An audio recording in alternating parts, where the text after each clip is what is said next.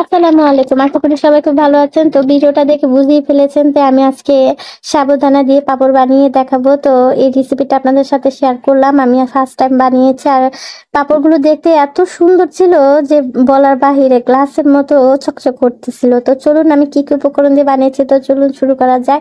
তো এখানে আমি একটি সাবুদানার প্যাকেটের পুরোটা এখানে আমি নিয়ে নিয়েছি। আর এখানে গরম পানি করার পর সাবুদানাগুলো দিয়ে দিয়েছি। আর পরিমাণ মতো এখানে আমি লবণ দিয়েছি, আর কিছুই আমি এখানে দেইনি। তো শুধু এই জাস্ট এইটুকুই হচ্ছে উপকরণ। তো এটাকে আমি ভালো করে বয়ল করে নেব। তো দেখুন কিছুটা একটু শক্ত শক্ত আছে, এখনো সাদা।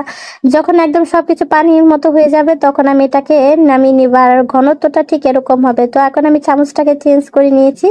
তো আমি এই চামচটা দিয়ে এখানে আমি গোল গোল শেপ করে আমি দিব। তো এটা কিন্তু কোনো মতেই গরম অবস্থায় দিতে হবে, ঠান্ডা একদমই রাখা যাবে না। আর এটা রোদ থাকাকালীন এটা করতে হবে সাথে সাথে। তো এখানে আমি একটি পলি বিছিয়ে এখানের উপর আমি যেভাবে পাঁপড়গুলো তৈরি করতে চাই ঠিক সেই শেপ দিয়ে আমি পাঁপড়গুলো সাথে সাথে দিয়ে দিয়েছি। এটা ঝটপট তাড়াতাড়ি করে দিতে হবে, যাতে গরম অবস্থায় দিতে হবে, একদমই ঠান্ডা করা যাবে না।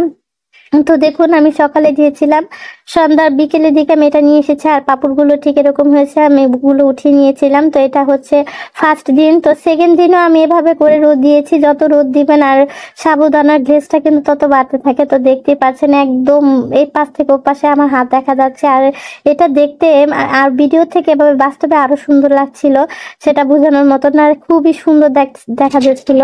তো এখন আমি একটা আপনাদেরকে পাঁপড় ভেজে থেকে দেখাচ্ছি। দেখুন একটা পাঁপড় ভাজার পর কতটা ফুলেছে।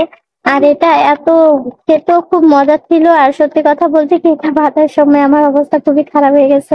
খুব ছিটাছিটি করতেছিল তেল, তার জন্য আমি ক্যামেরার ভিডিওটা ভালো করে ধরতে পারিনি।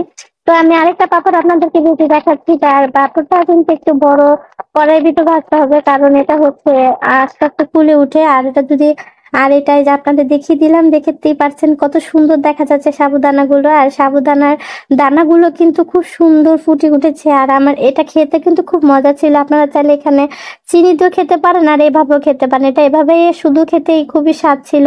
আপনারা একদিন অবশ্যই ট্রাই করবেন। খুব অল্প উপকরণ দিয়েই কোনো ঝামেলা ছাড়াই এত সুন্দর পাঁপড় বাসা তৈরি করা যায়।